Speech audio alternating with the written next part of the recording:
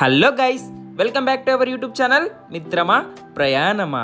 So మిత్రులారా, ఈరోజు అయితే మన ప్రయాణం వచ్చేసి సిమ్లా నుంచి అయితే మనం మనాలికి అయితే వెళ్తున్నాము. రూట్ అయితే చాలా చాలా డేంజరస్గా ఉంటుంది. మీరు కూడా నాతో పాటు అయితే చూడండి, మీకు కనిపిస్తుంది కదా. ఈ రూట్ అయితే మొత్తం ఘాట్ రోడ్ ఉంటుంది అనమాట. మధ్యలో టన్నల్ కూడా వస్తుంది. చాలా అంటే చాలా ఎగ్జైటింగ్గా ఉంది, ప్లస్ చాలా భయంకరంగా ఉంది. ఎర్లీ మార్నింగ్ అయితే మేము స్టార్ట్ అయ్యాము. సో మేము అక్కడికి మనాలికి రీచ్ అయ్యేలోపు ఈవినింగ్ అయితే అవుతుందంట. 8 to 9 మధ్యలో అయితే మేమైతే రీచ్ అవుతామంట. సో మాకైతే డ్రైవర్ అయితే చాలా చాలా చాలా కేర్ఫుల్ ఉండాలి. డ్రైవింగ్ చేసే పర్సన్ అయితే మనం నార్మల్గా డ్రైవింగ్ చేసే వాళ్ళు మాత్రం ఈ ఘాట్ రోడ్లో జర్నీ చేయాలంటే మాత్రం చాలా చాలా డేంజరస్. నేను మరీ చెప్తున్నాను కదా, మీరైతే దయచేసి కార్లో మాత్రం వెళ్ళకండి. మనాలికి వెళ్తే మాత్రం అక్కడికి వెళ్ళిన తర్వాత మీరు కావాలంటే కార్ అయితే తీసుకోండి. తక్కువ బడ్జెట్లోనే వస్తారు, ఒక 10,000 20,000లో వస్తారు. సో మనం మాట్లాడేదాన్ని బట్టి డిపెండ్ అయితే ఉంటుంది. హోటల్ రూమ్స్ అవన్నీ కలుపుకొని అయితే మనకు ఆ బడ్జెట్లో అయితే వస్తుంది. మీకు అనిపిస్తుంది కదా, ఎక్కడి నుంచి ఎయిర్ అవుతూ ఎప్పుడు ఎక్కడ పడుతుందో తెలియదు అనమాట. సో నేనైతే అట్లా పైకి ఇట్లా చూసుకుంటూ కూర్చున్నా, ఎక్కడి నుంచి అని ఏమైనా పడుతుందేమో అని. కానీ బై గాడ్ గ్రేస్ మాకైతే ఎవరికి అయితే ఏం కాలేదు. చాలా హ్యాపీగా అయితే జర్నీ చేసాము. సో మనం ముందుకెళ్ళిన తర్వాత అయితే టన్నల్ వస్తుంది. అంటే పెద్ద టన్నల్ అంటే ఏంటంటే, అసలుకి టన్నల్ అంటే ఒక పెద్ద గుట్ట ఉంటుంది అనమాట. దాదాపు ఒక 50 నుంచి 60 కిలోమీటర్ డిస్టెన్స్ ఉన్న పెద్ద గుట్ట. ఆ గుట్టలో అంటే డౌన్ నుంచి అయితే మనకి టన్నల్ అనేది అయితే పాస్ అవుతుంది. అంటే రూట్ అయితే వేస్తారనమాట. ఎందుకంటే మనం వర్షాకాలంలో మనం ఈ రోడ్డు మీద జర్నీ చేయాలంటే ఎంత డిఫికల్టో మీరు కూడా ఆలోచించండి.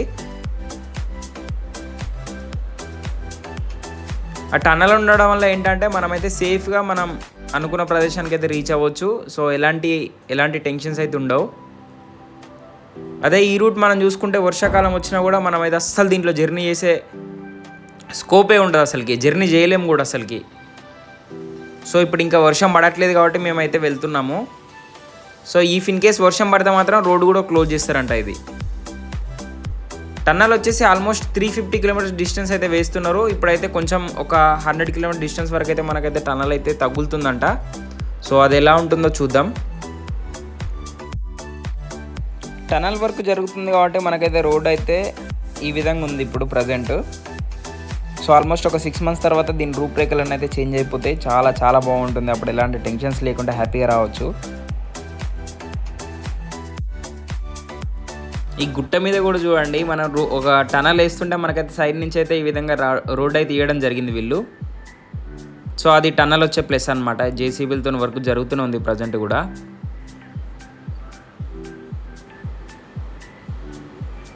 ఇక్కడ మనం కనీసం పక్కకు ఆపుకోవడానికి కూడా స్కోప్ ఉండదు ఇక్కడ ఈ రూట్ మీరు అబ్జర్వ్ చేస్తే.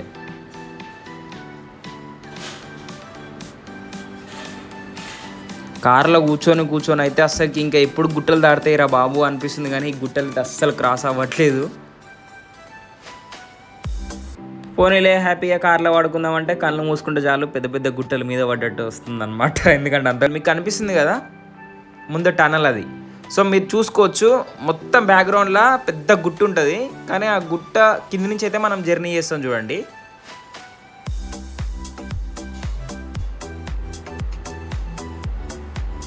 లోపల లైటింగ్స్ కూడా అరేంజ్ చేశారు. మనమైతే ఇప్పుడు టన్నల్ లోపల ఉన్నాం.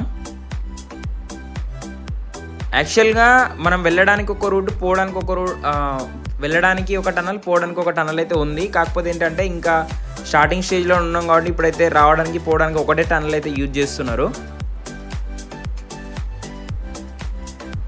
మొత్తం టన్నల్ ఎంత దూరం ఉందో అంత దూరం వరకు మనకైతే ఫుల్ లైటింగ్స్ అయితే ఇవ్వడం జరిగింది.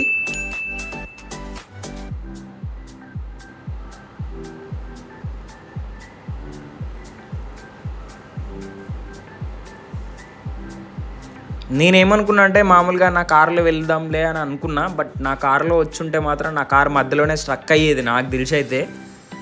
ఎందుకంటే ఇంత దూరం జర్నీ చేసి అది కూడా ఘాట్ రోడ్లో జర్నీ చేయాలంటే కార్తో పాటు మనం కూడా టైర్డ్ అయిపోతాం. అస్సలు అది కాని పని. బ్యాటరీ డెడ్ అయ్యే ఛాన్స్ కూడా ఉంటుంది అన్నమాట. కూలెంట్, ఆయిల్ అన్నీ ఎవ్రీథింగ్ అయిపోతుంది. ఎందుకంటే ఘాట్ రోడ్ అంత డేంజరస్గా ఉంటుంది. సో మీరు కార్లో వెళ్దామంటే మాత్రం కంపల్సరీ క్యాన్సిల్ అయితే చేసుకోండి.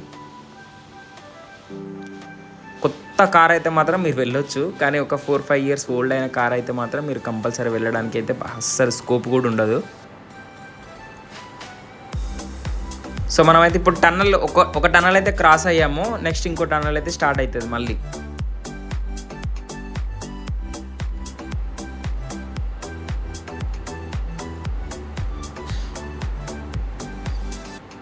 మా డ్రైవర్ అంకుల్ అయితే ఆల్మోస్ట్ అంటే ఆయన మంత్లీ ఒక 2 times వస్తాడంట.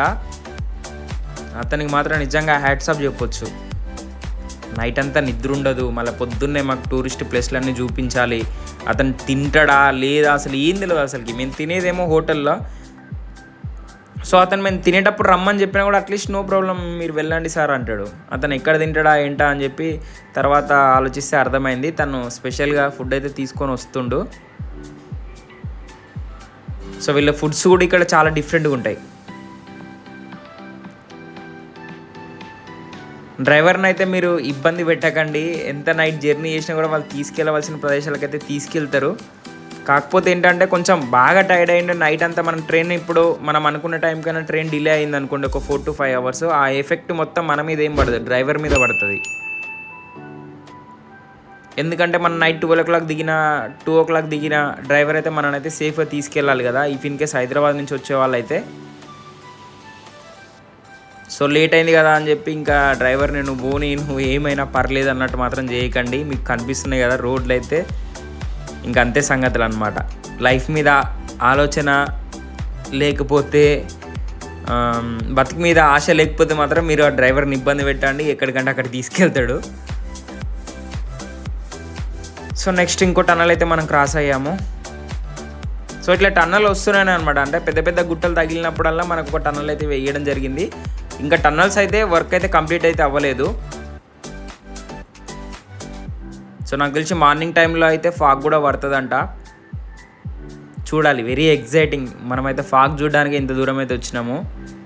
సో ఫాగ్ కనుక లేకపోతే మాత్రం చాలా డిసప్పాయింట్ అయితే అవుతాను నేనైతే మోస్ట్లీ. సో మనం టూర్కి సంబంధించిన బడ్జెట్ గురించి మనం మాట్లాడాలంటే దానికోసం యాక్చువల్గా స్పెషల్ వీడియో చేద్దాం అనుకున్నా కానీ, సో పర్ హెడ్ వచ్చేసి అంటే మామూలుగా నాకైన బడ్జెట్ అయితే ఒక 40,000 అయితే అవుతుందన్నమాట ఒక్కరికి. సో ఇప్పుడైతే మనం ఫైరా హోటల్కి అయితే రీచ్ అయ్యాము. ఈ హోటల్లోనే మనమైతే ఇప్పుడు స్టే చేయబోతున్నాం. 3 days అయితే ఇక్కడ ఉండాలి మేము ఫైరా హోటల్లో. సో ఈ 2 hotels వాళ్ళే అనమాట. ఈ రైట్ సైడ్ వచ్చేసి అంటే దీంట్లోనేమో మనకు రిసెప్షన్ అయితే ఉంటుంది. ఫైరా హోటల్ మనాలి. సో ఈ హోటల్ యొక్క ప్రత్యేకత ఏంటంటే మనకు చూసుకుంటే ఈ పక్కన కూడా ఎలాంటి బిల్డింగ్స్ అయితే చాలా తక్కువ బిల్డింగ్స్ ఉంటాయి. ఒక ఫారెస్ట్లో ఉన్నట్టు ఉంటుంది అనమాట. మొత్తం ఘాట్ రోడ్ ఉంటుంది చుట్టూ. సో ఇదైతే రిసెప్షన్.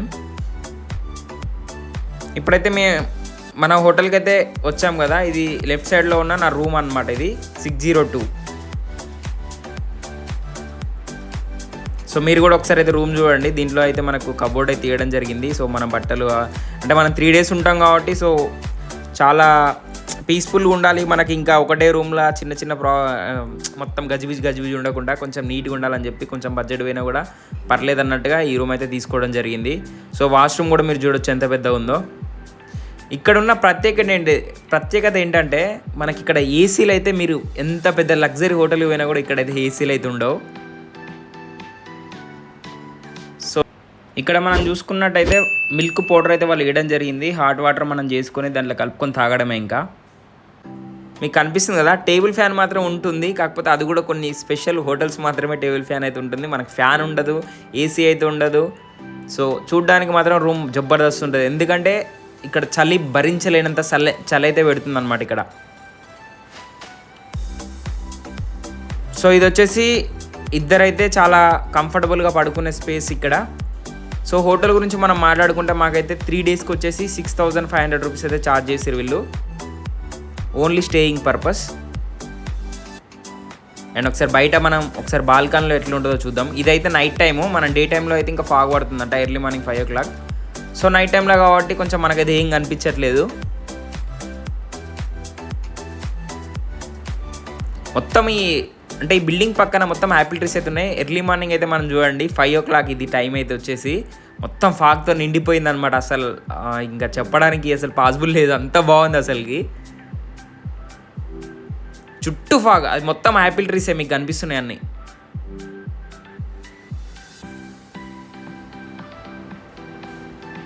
సో అట్లా ఆల్మోస్ట్ ఒక 1 అవర్ అయితే ఫాగ్ పడింది అనమాట. దాని తర్వాత వచ్చేసి మళ్ళీ ఒక కాసేపు తర్వాత మనకైతే సన్ రైజ్ అయితే వచ్చింది. సో ఆ కనిపిస్తున్న కొండపైన మొత్తం మంచిగా ఉంది, మొత్తం ఫాగ్తో నిండిపోయింది అనమాట. ఇది వచ్చేసి టైం ఇప్పుడు 9:30 అవుతుంది, ఎర్లీ మార్నింగ్. సో మార్నింగ్ టైంలో మాత్రం ఫాగ్ పడింది. దాని తర్వాత నార్మల్గా ఎండ్ అయితే కొట్టడం జరుగుతుంది. అంటే ఒక్కొక్క సీజన్ బట్టి ఒక్కొక్క విధంగా ఉంటుందన్నమాట. సో ఇప్పుడైతే మళ్ళీ మేము ఫ్రెష్ అప్ అయ్యి మాకు ఇక్కడే హోటల్లోనే వాళ్ళైతే ఫుడ్ అయితే అరేంజ్ చేయడం జరుగుతుందన్నమాట. ఇప్పుడైతే కిందికి వెళ్ళి అయితే ఫుడ్ అయితే అంటే టిఫిన్ అయితే చేద్దాం, ఎట్లుంటుందో చూడాలి టిఫిన్. సో కింద మన టిఫిన్ సెక్షన్ అయితే సపరేట్ ఇచ్చిరనమాట. అంటే టిఫిన్ ఇక్కడ మోస్ట్లీ టిఫిన్ అంటే లంచే అనమాట, టిఫిన్ ఉండదు. 12:30కి అట్లా మనకు ఫుడ్ అయితే అరేంజ్ చేయడం జరుగుతుంది వీళ్ళు. సో మార్నింగ్ అయితే టిఫిన్ ఉండదు, డైరెక్ట్ లంచే ఉంటుంది అనమాట ఇక్కడ. సో మనకు నచ్చినంత ఇక్కడైతే పెట్టుకొని తినొచ్చు, నో అబ్జెక్షన్స్. టిఫిన్ చేసిన తర్వాత మేము చూడవలసిన ప్రదేశాలకైతే స్టార్ట్ అయిపోయాము. సో మనలో మనం చూడవలసిన ప్రదేశాలను అయితే మీకు నెక్స్ట్ వీడియోలో అయితే చూపిస్తాను. ప్లీజ్ ఒక చిన్న లైక్, షేర్, సబ్స్క్రైబ్, కామెంట్ చేయండి. Thank you so much.